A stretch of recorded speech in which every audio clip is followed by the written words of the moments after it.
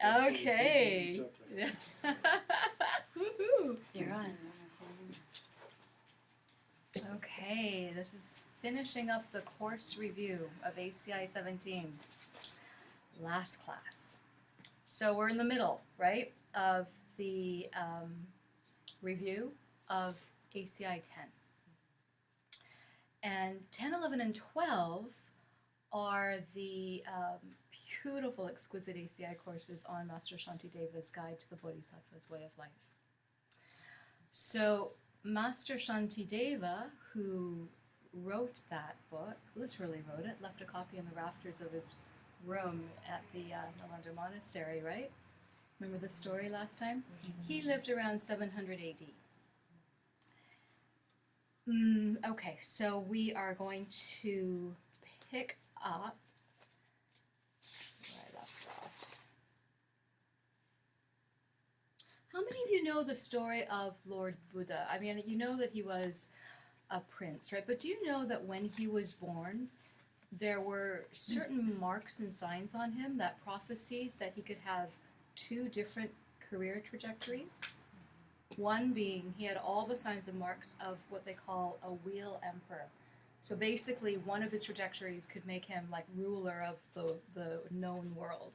And the other was basically to become a fully enlightened Buddha, someone who could truly, really help people in a spiritual, sacred way. And guess which one Mommy and Daddy wanted to pick for their only son, the prince and heir to the kingdom, right?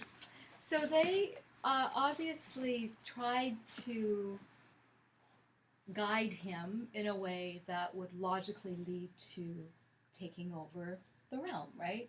So what they did, how they did that was really sheltered him, prevented him from ever seeing anyone other than people who were healthy and vibrant and youthful.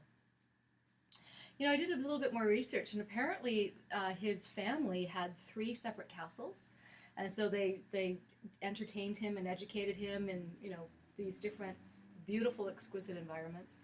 He was married at a very young age. In fact, he was quite a warrior in his youth, and apparently he was quite the athlete and competed for the hand of his lady from a neighboring kingdom. So, I mean, it all seemed to be going very much the way the one prophecy was possible, right? But, you know, he was married, he had a baby boy, and he just knew something wasn't quite all that it seemed. So he, now there's different versions of the story. One of the stories is that he snuck out in the middle of the night with his charioteer, and another one is that he asked his father, the king of the land, that, you know, I did what you asked, I am living the royal life, I got married, I have an heir for you, I need to see what's outside of these gates. So whichever way you go, my point is there's a very pivotal character here, and that's the charioteer. Do you guys remember the story of Krishna and Arjuna last time, right? Yep. Charioteer, kind of an interesting job in the ancient texts when you think about it. So we're never given the story about the charioteer the way we are about Krishna in the Bhagavad Gita, but suffice it to say that this charioteer takes Prince Gautama, the royal who was to become the Buddha, on 4 different excursions. In the first one, he finally sees a sick person. On the second, he sees an elderly person. On the third excursion, he sees a corpse.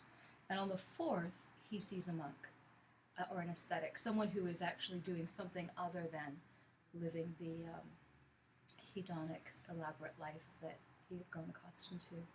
And so each one was a real eye-opening experience. Basically, what he summed up from all of it, rather than being completely horrified and running back to the castle and burying his head in the luxuries there, it really woke him up in a way. Like they say the enlightenment under the Bodhi tree, the realizations, was the awakening. But really, you got to think about it. He was getting these little wake-up calls already, right? And he decided that he really, really needed to leave the castle, to go out and seek the answers to what he identified as suffering. basically, he kissed his wife while she was sleeping and his baby boy, and he left in the middle of the night. Lamaji says he was the first documented deadbeat dad. Yeah, I'm out of here. But the thing is, he knew that he was in a burning house and that he had to go find a fire extinguisher. And when he did, he was going to come back for them, put the fire out, and show them how to use it, right? So, interestingly enough, it's those very first revelations, the fact that life in this realm anyways, life in the samsaric realm is about getting sick, getting old, and dying. That's not a new concept, right? It is kind of like the basic trajectory of samsara. Then you do it all over again, over and over and over again, right? So, recognition of suffering is actually the first step to a spiritual path. And so we get really good at knowing what the 3 sufferings are, right? Yeah. So we're just going to do a little quick review. So the first kind of suffering is obvious suffering, overt suffering. When you're in the middle of a disaster, there's no question that life is suffering, right? No one has to convince you. Usually this is when you suddenly lose a loved one, or you lose your health, or you're in the middle of a horrific natural disaster, or your career tanks, or suddenly, there's a worldwide economic downturn and you lose all your money, or, right at your front door, bombs are exploding. Like, there's no question, okay, when you're in any of those. The obvious suffering, that's the first kind. Then there's the suffering of change.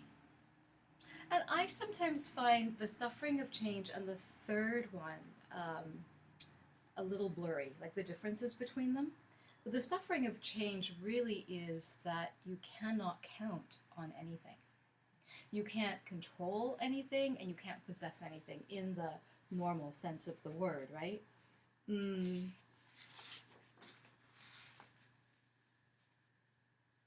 Chogyam Trungpa said, relax into uncertainty.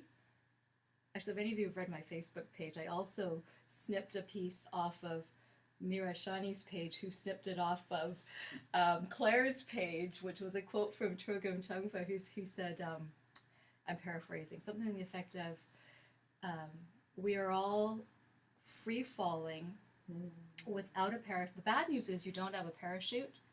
The good news is there is no ground. Yeah. I love that. But we are all free-falling. So this is recognizing the impermanence, right? Okay, recognizing the impermanence of things. This is entry-level wisdom. Just recognizing that everything changes. And that's not controversial, right? Everything changes. Some things are more easy to see than others, but we know, given enough time, everything changes. The third kind of suffering is the suffering of suffering. So that was the suffering of change and the suffering of suffering. And I was saying that the biggest thing about the suffering of change is that you never know, you can't count on anything. There's no certainty, right? Well, the suffering of suffering is the moment-to-moment suffering. It's the endemic suffering. It's the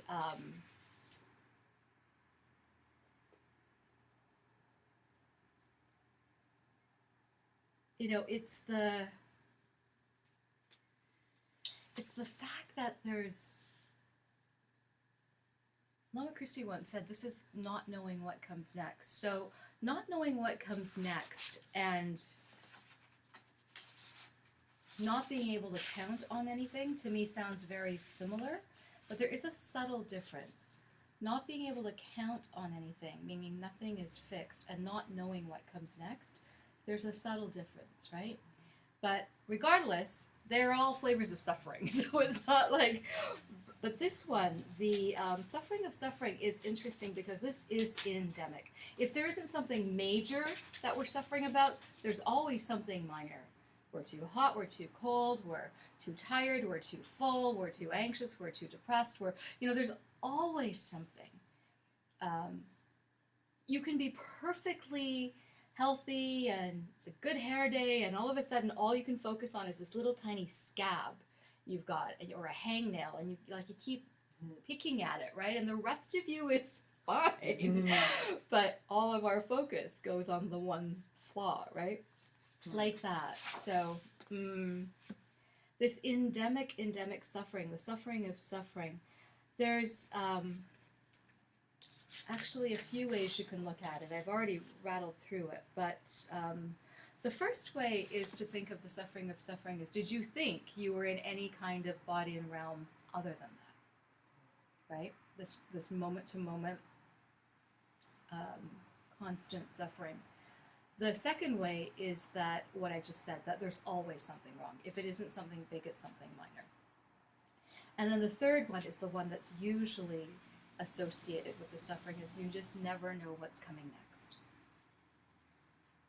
So the first step in a spiritual life is exactly what Prince Siddhartha did. Recognized that life is suffering. Recognized that there was a problem, and then that he was going to go look for a solution, right? Because see, if you don't think you need a solution, if you don't acknowledge that there's a problem, then you're not motivated to do anything about it, right? So the set point, the foundation for compassion is that you know there's a problem. That the recognition of the suffering of others depends on you recognizing your own suffering. It's kind of interesting. Lamaji always says, don't let a good disaster go to waste. Right? And there is nothing in your world, in your life, that cannot be taken as the path. Nothing. Everything can be used. Because see, when things go bad, our natural inclinations, for the most part, is to whine about it, to kind of implode, to kind of pull away, right? It's, oh, I'm too tired, I have to take care of myself. Yes, you do have to take care of yourself, but it's interesting. I'm going to say more about that towards the end of class, but it's really, really interesting, this compassion fatigue. There's a term for it, right? There's actually no such thing, and I'll tell you what that is later. But do not let a good disaster go to waste. Yeah, this whole thing about, and I know this one. I know how it feels to be, especially it's actually something that a good Dharma student can fall prey to. When you're working so hard for your Lama, when you're working so hard for the 3 Jewel Center, when you're working so hard for everybody, you're trying to make your bills and you're trying to do this, that, whatever. Maybe you're being pulled by your partner or your mother or your sister or your dog or whatever, right? And then finally it's like, oh my God, I can't handle anymore, and then it's sort of like, I need to look after me. And it is true, you need to look after me, but that feeling of unhappiness, right, it's a form of suffering, was not caused by you helping all of those other beings or by all of that activity. Not impossible. Remember your karma stuff when we reviewed ACI 5 last course, right? So a good cause cannot be the reason for a bad result. But that ripening that you're having of fatigue or overwhelm or whatever, yes, is that real? Absolutely. Was that caused? Absolutely. But by something else. So it's it's a really good time, especially, like this is kind of a time, right, when a lot of people hit overwhelm with the holidays and with everything. It's interesting. It's actually an incredible time to practice. Say you've just had your heart shattered just before the holidays. What a horrible time for somebody to like dump you or show up with their new girlfriend or something, right? Or boyfriend or whatever. Still, first instinct would be to implode, hide under the covers, I don't know, maybe drink 10 whatevers of whatever. But the fact is, what you can do is use that emotion, that pain and suffering, and realize, oh my God, this is what it feels like. How many millions of people in the world have their heart broken? Right? This is what it feels like.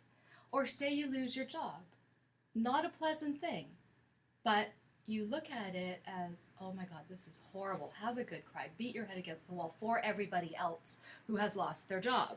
It's really, you can use whatever pain and suffering is going on for you as something that's really, really useful, as a method to generate compassion for others. Really hard to do in the moment. But if you can even remember to remotely even consider it, you're miles ahead of where you would have been in that normal sort of that happens, right? When we feel hurt because we didn't get the attention we deserved, or we didn't get the raise we were supposed to, or whatever. Like, fill in the blank, right? And it's really, really interesting. Rather than using it as a way of replanting the seeds of ignorance that caused a negative ripening for you to begin with, use the energy of that to cultivate the compassion that will guarantee you're going to get out of it, and you're going to be that much ahead of the game. Upward spiral, right? Sometimes we think that people like Brad Pitt and Angelina Jolie have it made, right? They're beautiful, they're successful, they have an entourage of people looking after their every need. Maybe they're going to spend Christmas in Tahiti. I don't know. You know what? Tahiti is just suffering with palm trees. So it's always there, no matter what, right? So the beginning of compassion is that recognition, beginning to recognize that life is suffering, and the beginning of that recognition is really acknowledging the facts in your own life. Okay? When you do that, you very quickly realize happiness isn't outside of you. Happiness does not depend on externals. Do externals help as a support system? Absolutely. Tahiti isn't a bad place to be happy either, right? But it's not what causes it, okay? It's not. Happiness only comes from within. So if you want to be happy, you have to change something inside of you, not outside of you. Because if you're happy, you can be in Tahiti and be happy. You can be alone and be happy. You can be broke and be happy. You can be wealthy and be happy, right? Like, it's not about the external. Because you know what the real causes are. Like, when you figure that one out, it doesn't matter what the externals are. But we've learned, right, from the perfection of giving, which we're going to get to in this one. The perfection of giving is not when you eradicate poverty. It's not when you give up everything you own. Because if it were that easy, we've done this one before, right? Could pull up to your place in a big old truck, take everything, and put you out on the street. Mm-hmm. And that's not the definition, okay? But finding this true inner happiness is really where we're going. Did we lock the door? Maybe we should. There just seems to be a lot of activity going on. I mean, if we have the karma for our shoes to be taken, we do, but we don't need to aggravate the situation by enabling another. Which would cause them bad karma. That's right, and it would be our fault because we left the door open. Yeah, interesting how that all works, hey? So, see, the really beautiful, thanks Leslie, the really beautiful extension of this cultivating your inner happiness is that in yogic traditions, this is what they define as samadhi. This is that mindset where all day long you are just, I'm going to quote Lamaji, chillaxed. Okay? And we want to know how to create the causes for samadhi in our life. So the guide to the Bodhisattva's way of life is a handbook for this. It actually truly gives you the secret for happiness in your life. The secret. It does. Here it is. Okay? I know, Tibor, you already know this, but I'm going to tell you again anyways. The secret of life, the secret of happiness, the secret of samadhi is to stop worrying about your own happiness all the time and start worrying about the happiness of someone else. That's it. Simple as that. It's as simple as that, and it's as esoteric as that, really. The rest is just the details. In fact, the entire rest of the curriculum is the details, right? But basically, stop worrying about yourself. Find someone else to look after. Worry about their happiness. And you will get everything you need. Guaranteed. And you know, it's not just Buddhism that says this. Every authentic spiritual tradition says this. But in Buddhism, they do say, if you dedicate your life to the Dharma sincerely, you will be taken care of. You may not be, spending Christmas in Tahiti on a jet plane, but you will be taken care of. You will have shelter, you will have enough to eat, and you will be clothed, and you will be comfortable. They even say that that's the good karma that happens, right? At a certain point, even before you hit your DPE, you do hit a point where you are guaranteed no more lower rebirths, so at least you've got a leg up in terms of getting yourself forward. And they do say after DP, you're absolutely guaranteed that they say sometimes 7 more lifetimes, sometimes 16 more lifetimes, every single one, you are going to be absolutely taken care of. And that means different things to different people, but basically what they say is you will always meet your teachers, you will always be able to study, you will always be able to get further. And that's pretty cool when you think about it, right? Because this is fragile. This precious time we have here is really, really fragile. So to know that you would never be without that is pretty reassuring. So we got to take the leap. Stop worrying about ourselves so much and start worrying about someone else. Basically, you're starting to live altruistically and compassionately. So this then is where we're really talking about the Bodhisattva motivation, right? Bodhicitta is the altruistic wish to reach full enlightenment for the sake of full enlightenment yourself, for the sake of all living beings, right? And the fine print is that you can truly teach them how to get there themselves. So there's 2 problems. There's 2 major obstacles to this. And they both have the word self in them. The first problem is selfishness, thinking about only me all the time. What about me? What about me? What about me? The karma of that type of thinking is that we will suffer. It's kind of a guaranteed thing. The second word with self in it is self-existence. When we believe that there is a self to be selfish about. So the first problem is being selfish, and the second problem is actually truly believing there is a self to be selfish about. Gets us into all kinds of trouble. So we can look at this from the 2 wings of the bird to enlightenment, compassion and wisdom, or emptiness is wisdom, merit, method, activity is the compassion side, right? The compassion point of view is overcoming selfishness, and from the wisdom point of view, it works at overcoming the belief that there is something to be selfish about. Because the emptiness is the absence of that, right? The absence of a self-existent thing. So instead of selfish, we're working towards being selfless. Does not mean you're supposed to be a doormat. does not mean you do not exist. I'm not saying that, okay?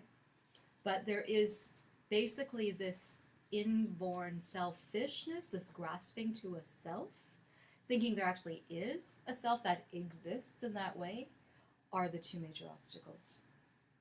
So the Guide to the Bodhisattva's Way of Life is a manual, a guidebook on how to be selfless. And at a certain point in every Bodhisattva's career, they take vows. And I know many of you in this room have. And so this is just a refresher.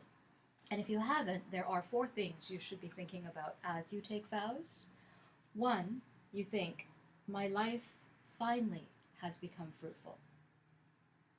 I am taking vows to practice compassion towards others. I finally did something right. That's like the first thought, okay? The second is that you've got this thought that you've really done something that you were meant to do. You've taken steps to become the helper and not the helpee. Thirdly, you acknowledge that you've been born into a brand new family, a family of Buddhas. That's actually in the Bodhisattva vow ceremony.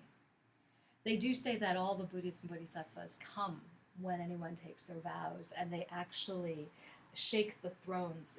That when you take your vows, that act shakes the thrones of all the Buddhas and all the Pure Lands. And the fourth is that we become a child of the Buddhas. Those are the 4 thoughts that you should hold. And then there's a part in the ceremony that goes on, okay, so now that you got all that, don't embarrass your new family. So there's 2 levels. Munsem is you're taking the wish as a prayer. And then Juksim, you're taking the wish in the form of action, which is where you're actually taking and keeping your vows. Okay? So taking Bodhisattva vows does not actually mean you are a Bodhisattva, necessarily. Doesn't mean you're not. I mean, I don't know who you guys really are. But to be a card-carrying Bodhisattva, you have to have had a DPE. That puts you on the first level. But for all of us who are even trying to get big fat training wheels on for our compassion, they encourage us to take our vows early on and to practice living in this way. And so it's like dress rehearsal for the day that you have your major heart opening, like the real ultimate heart opening of compassion, and seeing emptiness directly. So it's really good, this is like taking the goal as the path. You are aspiring. This is what you're saying you want to be. So you take the vows in order to live like that. And you're planting major seeds, major causes for it to ripen as that, to get there quickly as possible so you can help others. So this is really interesting.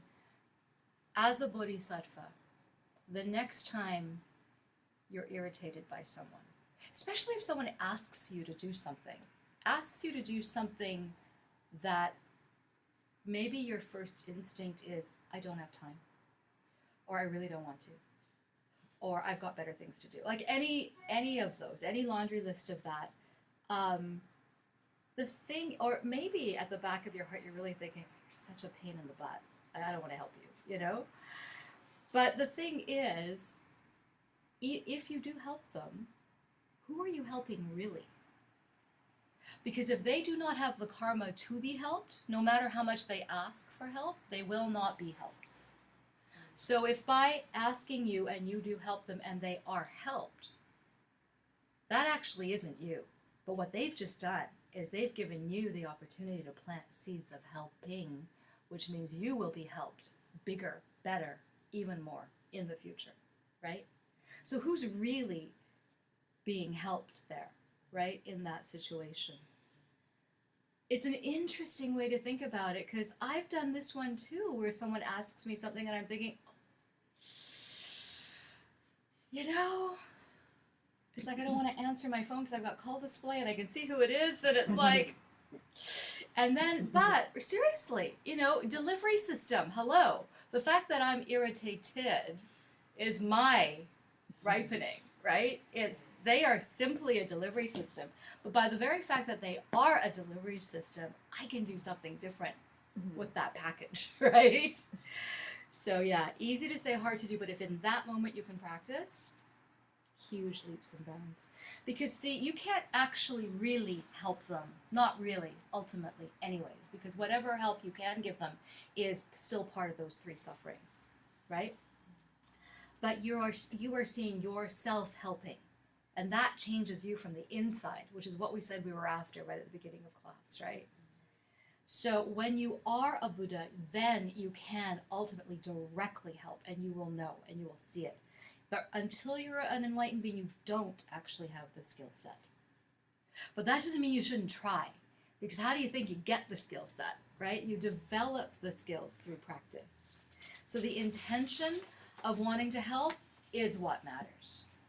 So even if that ripening is the intention of I don't want to help, but you catch it and you turn it around to, okay, wait, I have an hour. I can give you an hour. What can I do for you? What can I do for you like right now? You know, it's just, it switches it around. Sometimes, you know, I've said this to you before, I've gone to look for the homeless person to give them something and they're not there anymore. Sometimes by the very fact of thinking, actually, my lamas have a really good story about this, and I'm sure they won't mind if I share it.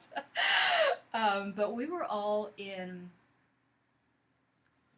I can't remember, was this trip or was the trip when they were on their own, but they've been to Mexico a couple of times. I've been there once with them for yoga teacher training, and it can be, depending on the time of year you go, it can be like monsoon-type torrential rains, and usually the teachings are quite intense and long, and you know they're beautiful, but one of these, it must have been the second time because I wasn't there, but our lamas tell us that, do you guys know who Lama Chukyi is? She's one of the amazing ordained nuns, one of the original personal attendants to Geshe Michael and Lama Kusti. She just finished her great retreat down at Diamond Mountain. She was on this Mexico trip, and it had been a long, long, long day of teaching. These are my teachers. This is like within the last, 5 years. So this is fairly recent in the scheme of advanced stuff. They were already starting to teach us advanced stuff, right? So we're talking about my teachers, my holy enlightened teachers, and they're telling me this story, that it was almost midnight when the teachings finished, and Lama Chukyi came up to them and asked them for help in moving her room. For some reason, there had been some mix-up with the check-in and stuff, and there had been some shifting around that needed to happen. And my Lama's first reaction was, I have to sleep. Like, we're getting up in like 4 hours, and this is what's running through her mind, right? And actually, they say that they actually turned Lama Chukyi down. But honestly and sincerely, out of respect. But then they got to wherever they were staying, and they thought, missed the milkman, like missed the bus, right? Like what are we thinking? Like, of course we have to go help her. So they get out of their pajamas, back into their clothes, and they go over to find her because she was going to be moving. She'd be up anyways. They go and find her.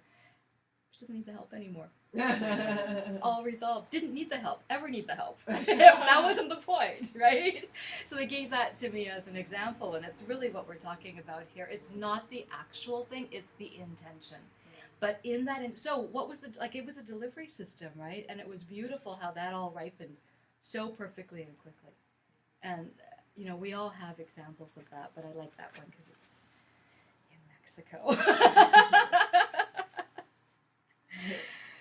Okay, 5 ways that the wish, which is bodhicitta, right, has the power to remove suffering. So remember, real bodhicitta is that OCD, to get enlightened, the obsessive compulsive desire to get enlightened as quickly as possible, so that you can really, really help other beings. So this is from Master Shantideva's Guide to the Bodhisattva's Way of Life. 5 ways that the wish has the power to remove suffering. 1. It destroys the Lord of Death in all living beings. What that means is it ends death. 2, it destroys all poverty. 3, it destroys illness. 4, it destroys the general suffering of the cycle of life. And 5, it destroys specifically the suffering of the lower realms. This is right out of the guide, okay? How is that possible? How is any of that possible? How does the wish, how does bodhicitta remove suffering in every living being, right? Well, you can kind of look at it in 2 ways. One, because of the wish, because of this motivation of bodhicitta, you are on, as a bodhisattva, you are on the trajectory to reach a state where you are able to teach all beings, to do all of those 5 things. You can really know how to teach them. And that really is all a Buddha can do. That's the only way they can help us. They can only teach us how to fix ourselves. They can't actually fix us self-existently out there as a third party, right? Like, they can't.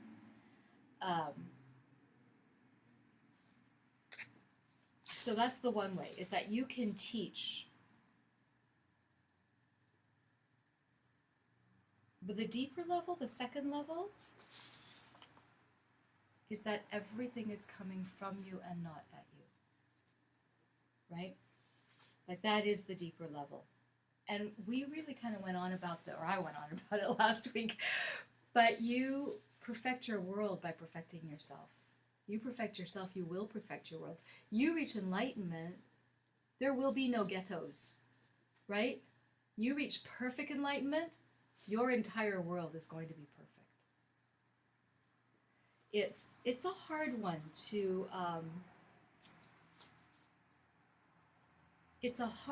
to get when we're still stuck in self-existent ways of thinking. So this is where you really have to cook it. You have to debate it. Contemplations on emptiness are fantastic. But I had to tell you, if it's all sounding like, what?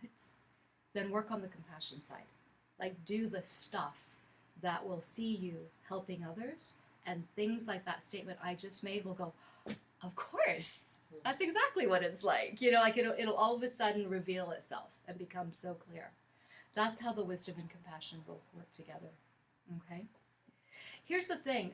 In the advanced teachings, I think I've already kind of let the secret out a few classes ago, but you're supposed to see your teacher as the Buddha, as fully enlightened, full on. It's actually a vow. Okay? And it's also, I think I've told you about Lord Atisha saying that he never ever breaks his monk's vows, sometimes his bodhisattva vows, but his tantric vows, like, rain, right? So that's why he kept jumping off of his horse and circumambulating the stupa, actually, to purify the higher vows. But anyways, I digress. The thing is, you're supposed to see your teachers as the Buddha. And this is where it can become a real struggle. It can be really, really hard. Because you know you're supposed to. But the reality is asserting itself in appearance, the deceptive reality is asserting itself. So what do you do with that as a thinking, logical Buddhist, right? Well, you debate with your own mind. And here's the argument. 1, do you think there are Buddhas? Do you think there are actually Buddhas? If yes, do Buddhas care about you? Do Buddhas care about living beings? Well, of course, they have perfect compassion, right? 3, do they do anything? What do they do to try and help you? They teach, right? Well, is there anyone who is teaching you? Right? So, by extension, your teacher is the Buddha, right?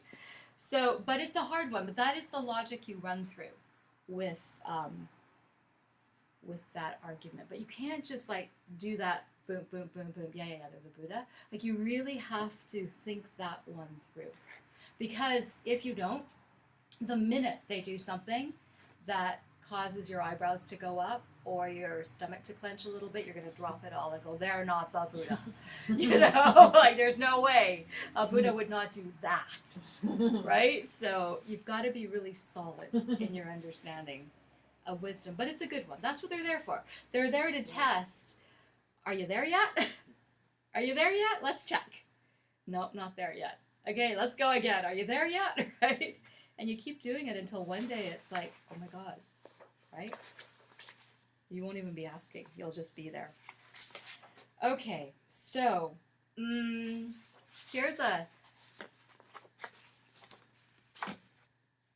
Bodhisattva dilemma, conundrum, question. Should you meditate or should you go help in a soup kitchen? Both if you can. Both if you can. What if you could only do one? Meditate. Yes. Why? Because if you're able to have the perception of emptiness, then you then have the realizations that can help people eliminate poverty and not need to go to a soup kitchen. Absolutely. You're working on your world. The only way to shift your worldview is through meditation, right? But here's the thing. Farah was absolutely right. If you can do both, do both. Because seeing yourself help in the soup kitchen makes a big impression on Mr. Karma. That compassion. Remember I said if the wisdom just isn't making sense, go do some compassion, right? Because it'll just absolutely plant the karmic seeds so that the wisdom can kick in. So if you could only do one, you should really focus on changing your mind. But if you see yourself helping in the soup kitchen, it ultimately will create the causes for you to ultimately change your mind, change your world, fix your world, fix your mind so that you can fix your world, right? Yeah. Nice. Okay, a little bit more on kleshas. Do you remember what kleshas were? Mental afflictions. And in Tibetan, they're called myomongs. And myomong. Yeah, there's only a handful of Tibetan words that stick in my head, but that's one of them. Gakcha, Lelo, and myomong. Oh, and Fluxam Namdak, too. I like that one. Yeah. Okay, Sanskrit is klesha. English, it's mental affliction. And we actually went on at great length last class about this also. Remember, your mental afflictions are enemy number one. Like they are the thing you really, really need to be eradicating. So here are 4 ways that mental afflictions hurt you. 1, consider how they leave us powerless.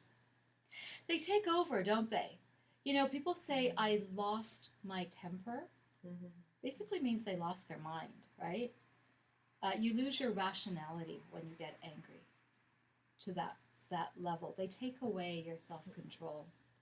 So they leave you powerless. 2, consider how they send you into unthinkable suffering. Because see, under the spell of a mental affliction, you are more inclined to say, think, or do something that is absolutely going to bring you bad karma in the future, right? Suffering in the future. 3, consider how the time that they will hurt you is infinite, right? The suffering you have to endure from a mental affliction will last as long as you have that mental affliction in your mind stream. 4, consider the reason why it's wrong to make friends with your mental afflictions. We can't coddle our kleshas. They're not your friend. But we do kind of get attached to them, right? Like there's something a little, I don't know, I mean, if we didn't like being angry, we wouldn't be holding on to grudges. We do that. We hold on to grudges, right? We hold on to our pride. We hold on to our fear, you know? So a person striving to be a bodhisattva has declared war on their mental afflictions. So the next question is, what are mental afflictions? I'm just curious, any thoughts on why do we hold on to that stuff? Because I know it is true, like there's some stuckness in there and you can't seem to break through. I don't think the question is why, because the answer to that is you're kind of born with it, right? The whole, if you look at Maitreya's 6 steps, we're born with this inborn tendency of the seed of ignorance. So that's the why. But the the question is actually not so much why we. Your question is similar to a question of labeling things. You know how we label things, and then sometimes we say, well, how can we stop labeling things a certain way? Well, we can't actually ever stop labeling things. It's just becoming very, very clear on what isn't serving you, ultimately. What's not serving us is to hold on to our suffering. The suffering itself, the ripening, is there. Like we can't, I mean, there's definitely in the Buddhist meditation toolbox, there are different types of meditations that will teach you how to diffuse, right? To diffuse the strength of it by distracting your mind. Like Tonglen's a beautiful one where you're taking and giving to someone else, which is the Bodhisattva thing. Like you're taking your mind off your own problems and focusing on someone else as a cause. That's really, really good.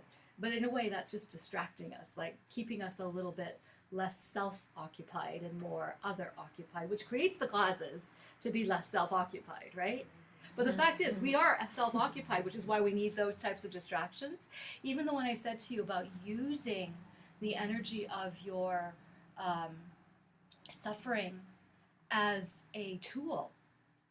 Go ahead and suffer. Like, suffer a lot, but don't suffer in the, oh, woe is me. Me. Suffer in the way of, oh my God, this is what people feel, and use it to cultivate compassion for them, right? Like that. So with the mental afflictions, the not coddling them is that use the power of the affliction, we talked about this last time too, against itself. So if you have a ripening of anger, rather than being angry at the object that you think, the delivery system, instead of being angry at the delivery system, be angry at your own anger. If you are doubting what the teacher is saying, be very skeptical of your doubt. Mm-hmm.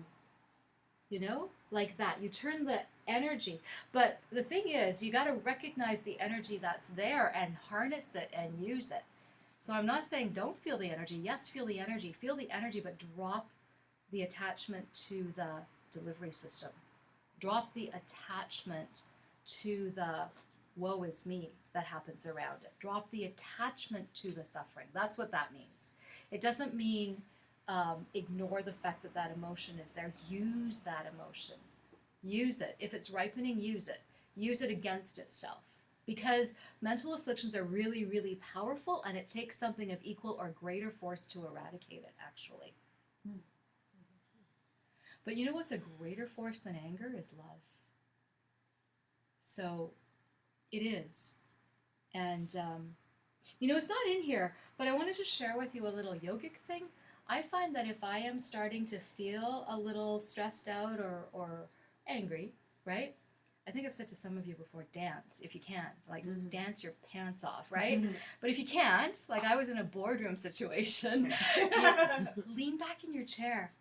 Like, just lean back like this. You know what you're doing? You're opening your, it's a yogic thing, right, Far? Yeah. You're opening your heart chakra.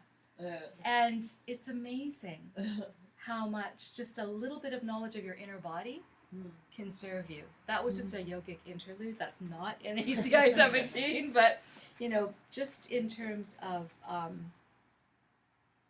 what we can do about it, why we can do it, what, you know, why we have them.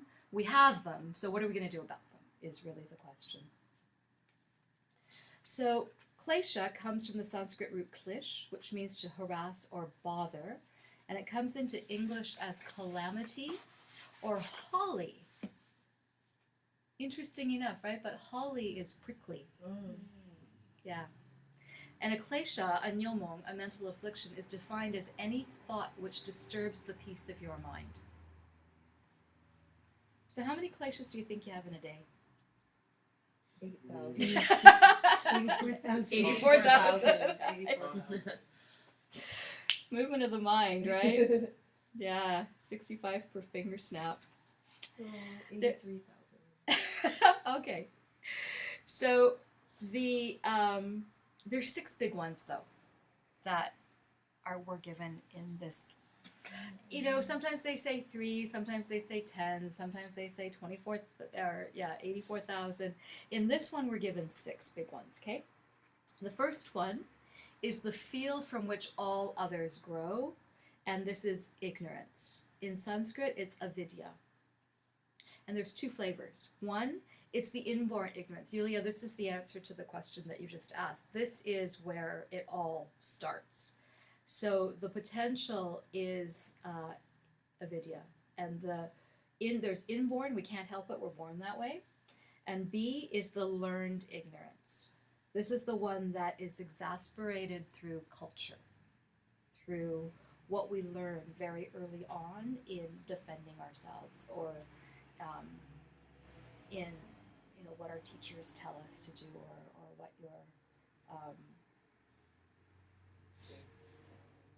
your parents, your normal instincts are usually wrong, right? Yeah, exactly, all that stuff. Well, for example, when you're if you're being bullied, although it's changing now because bullying is a really severe and widespread problem, but I know that in many sort of traditional, if you're being picked on, you're taught to defend yourself, right? Fight back.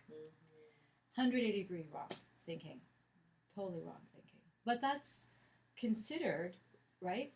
Culturally, habitually, conventionally, okay. You're defending. In fact, if you kill someone in self-defense, it's a legal thing, right? So there's learned ignorance. Okay, that's the first of the 6 big ones, which had 2 parts. The second, from avidya comes raga, which is desire, ignorant liking. And then from that is dvesha, hatred, aversion, or ignorant disliking. This is in the wheel of life, right? It's the out of the mouth of the pig comes the pigeon and the snake, right? Or the sometimes it's not a pigeon, sometimes it's a rooster. I was going to say turkey, but it's a rooster. Okay. Close. I know. Sarah, you might want to embellish your. No, don't put a turkey in there. I think I ordered a pigeon. In the Yoga Sutra, they add another one in between avidya and dvesha. Do you know what that one is? Asmita. The fact that things have self-nature as likable or dislikable. And it's interesting because I think in a way the Yoga Sutras are more accurate when you think about it, right? It's because, we've got ignorance, we've got ignorant liking and ignorant disliking, but between those two, the Yoga Sutra includes asmita, which is identifying that we see things as having self-nature. But see, we lump that together with the ignorant. So it's not that it's not there, but I like how the Yoga Sutra labels that extra step there. See, this is thinking that things intrinsically have likability or aversion built into them, right? The whole thing about happiness. Some people do think money brings happiness. Money can buy you happiness. See, if that were true, then every unit of currency would equal an equally weighted unit of happiness. So people in the world who had the most per unit currency, by that logic, would have the most per unit. They'd be like bouncing off the walls. They're so happy, right? But when you see Bill Gates or Warren Buffett or people like that, they can have bad days, right? So it doesn't go that way. The money is not the cause. But then, you'll get someone who will say, yeah, but it's just because they don't know what to do with their money. Money's wasted on them. If I had the money, I would be happy, right?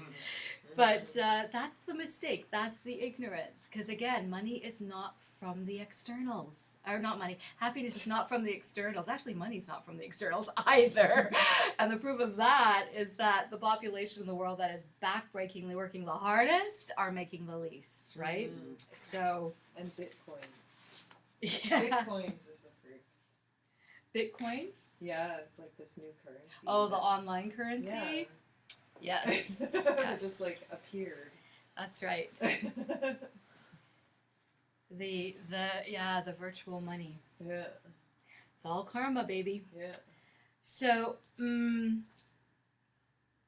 this intrinsic likability or dislikability, right? This intrinsicness is what we have to. Anyway, sorry. Let me keep going on this laundry list of the big. But that's a biggie. That's one that we get stuck at a lot. That was the second one, right? The third one is pride or arrogance, and this is interesting. This causes suffering because this is interesting. When we have pride, we give other people power to hurt us, right? Like if your feelings are hurt, that's a pride issue. Interesting, isn't it? Mhm. Doubt is the fourth one, and there's good doubt and bad doubt. Good doubt is, I'm not sure yet. I don't know if I can completely buy everything you're telling me. Let me check it out some more, right? But the lazy kind of doubt is, no, you're wrong, and I actually can't tell you why right now, but if I really thought about it, I could. I just don't want to. You know? That's the lazy kind of doubt. And then the fifth one is wrong views, and we know there's two kinds. The not believing in karma, like saying for certain there's no such thing, and the other one is saying for certain there are no past and future lives.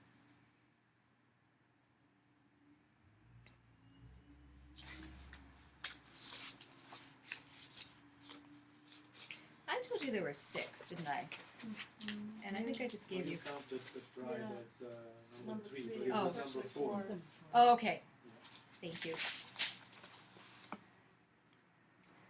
Okay, so that was 6.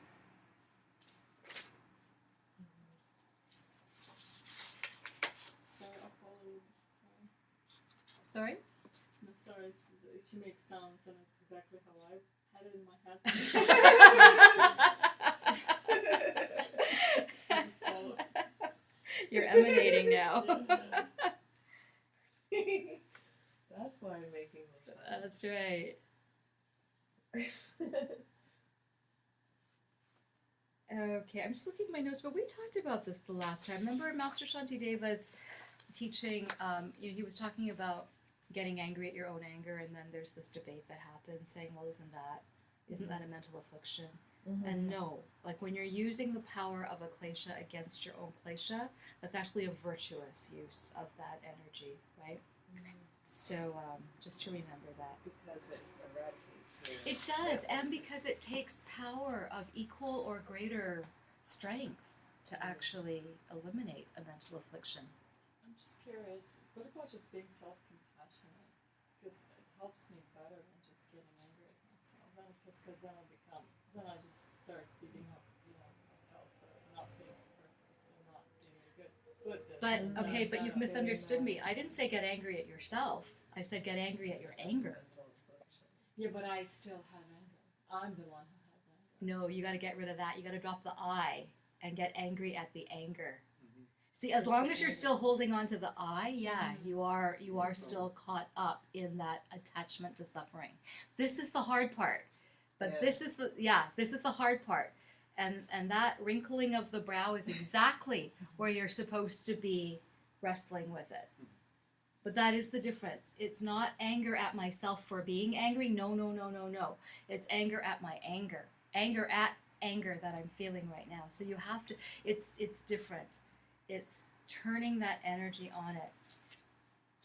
No, I understand, but there is awareness that is preceding that. So, however you want to call it. Yep. I or awareness. Or, But it is letting go of the story. Like the cognition of it and the identification with it are two different things. But you can't just flip the switch from one to the other.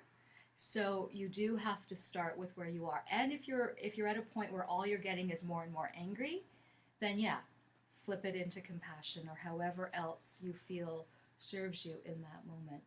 But that is ultimately what we're saying, is that the power of something like anger is going to take something of equal or greater power to actually destroy it. And I did say love is strong, so you can definitely use that again.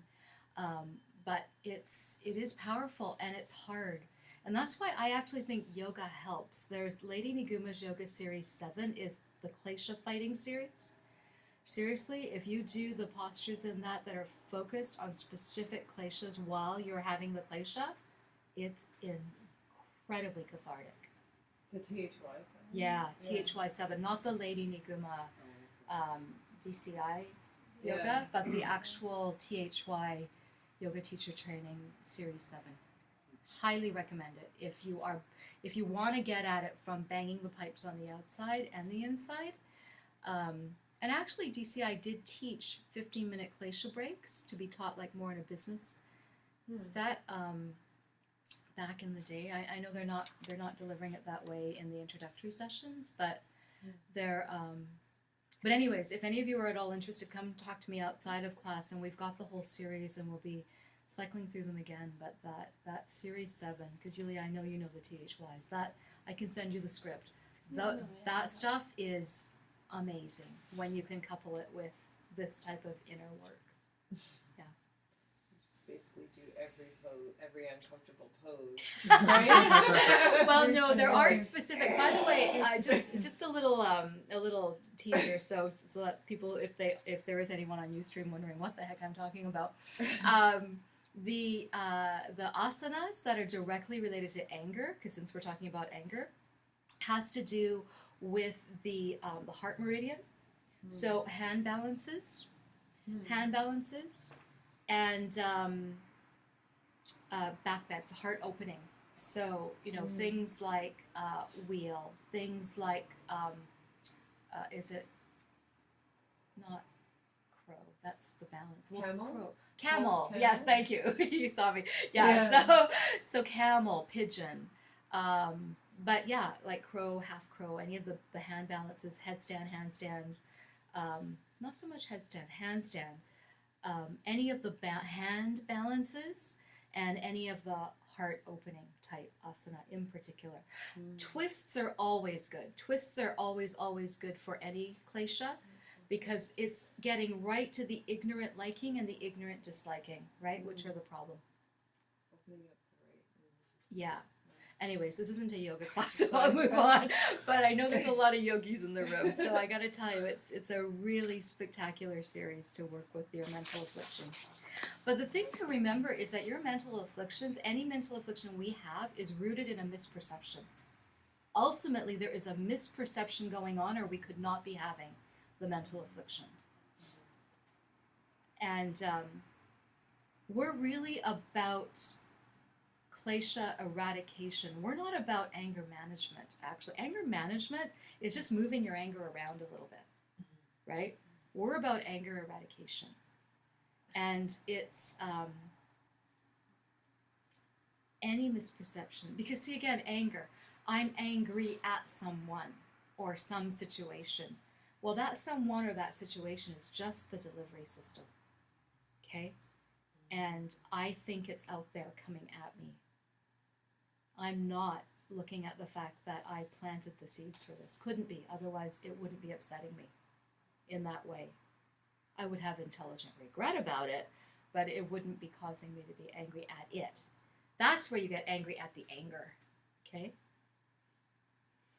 Okay, enough about mental afflictions, so that we can get finished in time. The text goes on to describe the first of the 6 perfections. Remember, we were saying that the different chapters of Master Shantideva's guide, he actually left the first perfection for the last chapter, which is actually this gorgeous chapter on dedication, because he now has something to offer. Like what he just gave is his offering. So remember, the perfection of giving is not the eradication of poverty. Okay? It's the perfection of the internal willingness to give everyone everything they need, without exception. There's equanimity in there too. It's not just giving to people you like. Okay? So let's remember all 6. So there's giving, ethics or kindness, patience, joyful effort, concentration, and wisdom. Those are the 6. So do you know how those 6 go together? How each one flows into the next? Giving assumes that you are not concerned with your possessions anymore. You're not grasping. We're not so attached, right? So if we're not so attached, that naturally gives us the ability to let go and to be more renunciatory. Like we can be like renunciation is letting go of suffering, but letting go in general, right? So when we're not so attached to what we think brings us happiness, then we can let go and we can be more ethical, because ethics involves restraint or renunciation on our short-term interest, on the things that we think will lead to our happiness, right? We let go of the grasping to that. So that's how the perfection of giving leads naturally to the perfection of ethics. And then the perfection of ethics means restraining yourself from negative action, and that would naturally lead you to be patient, right? So because you've been able to be patient with yourself and your own instincts and your own short-term egotistical desires, and that then trains you to be patient with others. So then the perfection of patience enables you to bear great challenges and hardships for your practice, for the Dharma, which naturally leads to joyous effort, which is not just about making great effort, but taking joy out of it, right? And that really working hard with joy, focused on your spiritual life, trains us to single-pointed focus, which leads to the perfection of meditation. And the perfection of meditation, which requires a body and mind so well trained that you can reach that platform, then you get to the perfection of wisdom. That platform of stillness upon which you can truly focus your mind, you get to the perfection of wisdom. So that's how each of the 6 perfections lead. Now, we all know they say you can't perfect any of them until you've perfected the last one, but you have to work through them to perfect the last one. So that's how they go. Okay. Perfection of giving. There's 3 kinds of giving according to this. Now, sometimes we say 4, but the 3 classic ones are material giving, giving protection from fear, and giving dharma. The 4th one is giving love, but in Master Shantideva's version, the big ones of material, giving protection from fear, and giving dharma is imbued. All 3 are imbued with love, out of great love for others. That's why you would do any of them. And then the very last question are, what are 3 ways of attracting people to the Dharma through material things? This is interesting. 3 ways of attracting people to the Dharma through material things. So here's the first one. You have to know when to give and when not to give. Things like food and clothing, material things. Like, for example, it's very useful to put out cookies at a Dharma class. But, you know, if you know that someone is coming just to take advantage of that, then it might be useful to not provide it, because you don't want to enable bad behavior. You want to help them help themselves, right? But remember, that's just the general description, but you have to remember, until you can read people's minds, you can't judge. You don't know who they are. So you can judge the action, but never the person. The second is, the second way of attracting people to Dharma through material things is that you have to give advice not to hurt the body in order to achieve minor goals. You have to really know that this is the vehicle to get enlightened. This is actually a way of you actually attract people through your physicality. Okay, you do not put your body in harm's way. Is another way of looking at this. Like as someone who can attract people to the Dharma, you are a material thing, right? And so you do not put, and you teach by example that you are not overly attached to the body, but you don't hurt it unnecessarily either. You don't abuse it in any way. And then the third one is, third way of attracting people. This is interesting.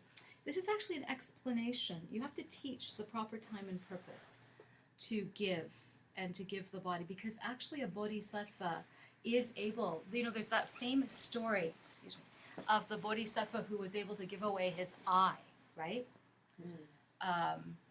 Actually, that story is used in many examples. The one example is actually taught as a cautionary tale about breaking one of the vows, right? Which is losing the wish for enlightenment. Because in the one iteration of this story, this bodhisattva gives his eye. Basically, it's a demon disguised as someone needing the eye, and they crush it. And for a split second, this great bodhisattva gets discouraged and loses all hope in mankind for a split second. And if the story ends there, because sometimes in the telling the story does end there, it's actually taught as, don't give away your eye when you're not ready. Give carrots and potatoes, right? If you actually hear a higher version of that story, it goes on to say that he does recover, and he there's more to that story, but you have to actually take the yogic training to get the rest of that story. But they do say, start by giving away things you will not regret giving. Okay, don't give your eyeball. But also, though, with the proper training, with the proper giving away things that you don't regret over and over and over, eventually there will come a time, if necessary, if called upon, when you can sacrifice your own body for the right reasons. And the very beautiful examples we're given of that are in the Jataka tales of Lord Buddha's previous lives before he ever became Lord Buddha, where many, many times, time and time again, he gave up his own body for other beings. One of the minor stories is when he was a royal and there was a dove being chased by a hawk, and he prevents the hawk from killing the dove, and the hawk says, but you've just condemned me to death. I'm not going to be able to eat, so you're saving the dove, but you're killing me. And then he cuts off a piece of his own flesh and feeds the hawk. That's one story. There's many, many, many where he actually, there's the famous story of when he was a prince and he fed himself to a starving mother lion and her cubs, right? So that they would live. Do you know that mother and her cubs are the ascetics that he studied with as Prince Gautama, and then they were the first monks he ordained when he became Buddha? Yeah.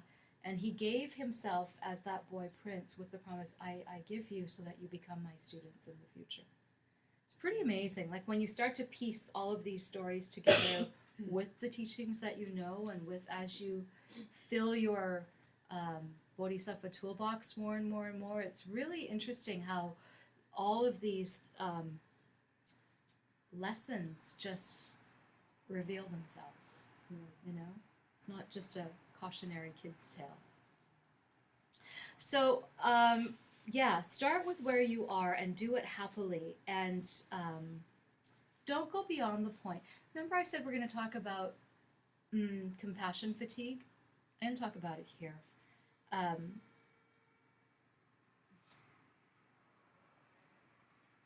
When you think you have a case of compassion fatigue because you've been so nice to everybody, and now you're just so tired, and you need to start worrying about yourself, that actually is a contradiction. That actually is a misunderstanding right there.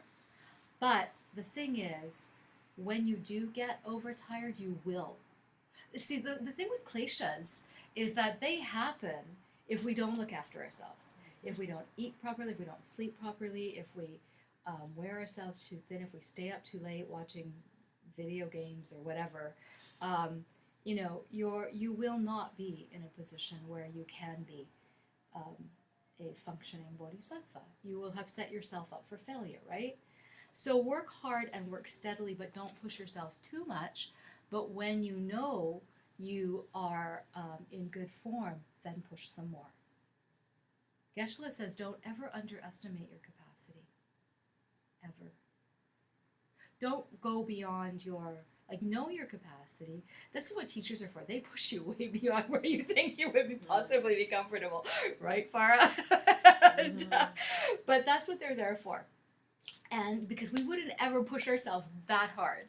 But we do have to get to a point, and they do say, if you are actively helping and sincerely doing your best, but you do still hit what you identify as compassion fatigue, then take a day off. Definitely go look after yourself. Be a couch potato or whatever it takes, but then get refreshed, get rested, get back at it, right? Lamaji says that's what the Sabbath, is that what you call it, was created for. The day of Shabbat, yeah. But he says the problem is most of us actually are on Shabbat 6 days of the week. And then, so the thing is you have to be working hard the other 6 days and then take a really good one, yeah. So treat your practice like that, protect it. It's very, very, very precious. And nurture it like a steady fire. You just keep feeding it. If you're studying, meditating, and going to your teachings, you are practicing. And if you're not, don't kid yourself. But it is your most precious possession. And be kind to yourself. So, Yulia, you are correct. That is a good motivation. Be kind to yourself. It's that airplane mask thing, right? You do have to be able to breathe before you can help someone else. And you're a sentient being too. So you do have to have compassion for yourself, but have enough compassion for yourself to want to stop suffering. And in order to stop suffering, that's why we pursue a spiritual life. And you can think of all of this as medicine for your pain. So we don't want to be, spilling that medicine down the drain, right? But you don't want to ignore it. You want to take it, but don't take too much. Take the right dose, and then little by little take a bit more. And that, my dears, is ACI 17. Any questions? Any more questions? Don't you just love Master Shantideva? So for any of you continuing on with me, I'm going to be doing ACI 11 after we come back from the break. And do you guys remember? We're going to do 5 classes, and then we're going to have a debate on the first 5 classes in class 6. And then we're going to have the last 5 classes, and then there's going to be a debate as a final review. And basically, it's going to be debating all the questions on the final exam. So after you're finished that, you'll be in great shape to finish all the coursework. And in fact, I highly recommend keeping up with the coursework because you're not allowed to bring your notes to the debate ground, right? So, sounds like a great format. Yeah. So it will be really, really good. I want to thank you all for hanging in there. We don't prostrate after the last class of any module because we want to keep the karma going to meet again. This Saturday is the last installment of the Great Pledge Meditation Marathon. We have made our initial goal of 15,000. Wow. We want to keep going. We want to keep going. There are some. This place runs completely on volunteers, volunteer board, volunteer all sorts of people, and we either charge very little for classes or it's by donation. So encourage people. Sometimes people think, oh, you met your goal, I don't have to help you anymore. It's not that. Nothing will go wasted. Everything will be very, very well used. We are going to be, and there's still silent auction items, so encourage your friends. I've posted something on Facebook. If you want to come on my Facebook and forward it, you can go ahead and do that, or just encourage everyone to keep it going, the momentum. On December 29th, we're going to have a purification year-end cleaning day. By the way, in the Japanese tradition, it's called osoji. You do a big clean of your house or your office or whatever at the end of the year. It's a way to out with the old and with the new sort of thing, but it's a really exquisite physical purification. It's like doing the 4 forces. But we're also going to be doing a bit of paint touch-up, and we're going to be installing some yoga racks and some re-securing some of the cupboards and hardware and things like that. So if anyone can make it out, that will be from noon till 4 or 5 on the 29th. And we are actively looking for new board members. It's a volunteer board. It's not a huge time commitment, believe me, but it's actually a very, very worthwhile way to serve 3 jewels. And, you know, we need help with people who can think in a business way. I cringe because I'm supposed to be thinking in a business way, but sometimes the creative side takes over. And, but we have basically a need for some new energy. So if any of you can see yourself in that, or even if it's not right away, on the 29th we'll do a little bit of an introductory talk, just explaining a bit more of what that entails. So if you can make it, come out for that. And that's about it. Any announcements I've missed? There's a meditation class tomorrow night with Lama John, and then we'll be taking a break from classes for 2 weeks and starting up on January the 6th, 7th that week for official classes. By the way, Open Door Yoga Studio has confirmed that their teacher training program is going to be in this studio 1 day a weekend from January 25th. So Saturdays, and it's a great teacher training program. So if any of you know of anyone who's looking to get that type of training, and there is the Thich Nhat Hanh meditation group is going to be in here as a regular tenant too. That's so Wow. we've got some lovely seeds ripening in the new year. So actually, if you're thinking of joining the board, it's the best time ever. We have met our financial goals for 2013.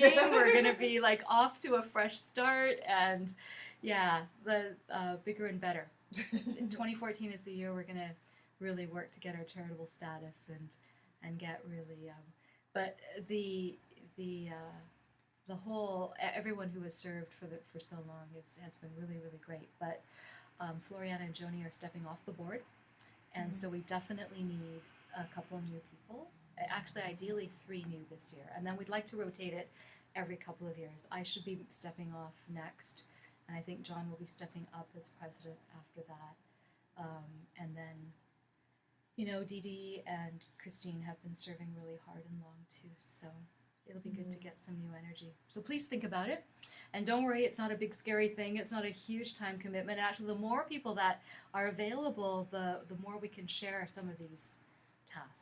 And really, the board just meets at most once a month, and not even every month. So, and a lot of it can be done by email and things like that. And we've got a lot of great committees already in place that keep the machine going. Right, Sarah? Sarah helps us greatly with a lot of our web stuff and everything. So, anyways.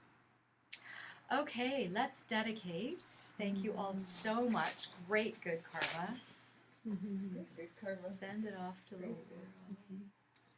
Sashi Puki Jukshing Metotram Rira Blingshing Yande Gyempadi Sangye Shingdu Mikte Uwargi Drokun Namdak Shingla Jipar Shok Iram Guru Ratna Mandalakam Niryatayami Di Gewoku Sunam Yeshe Zotzok Shin Sunam Yeshe Lejun Wei Dampak Kuni Tobar Sho.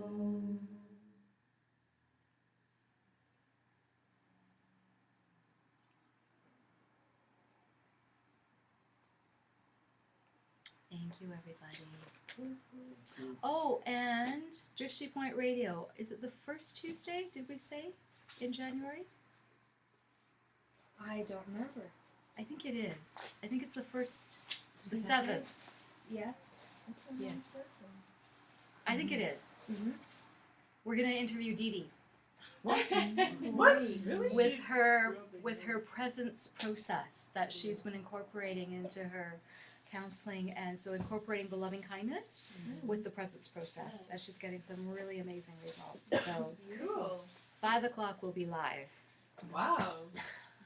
Can we just shut this off for us?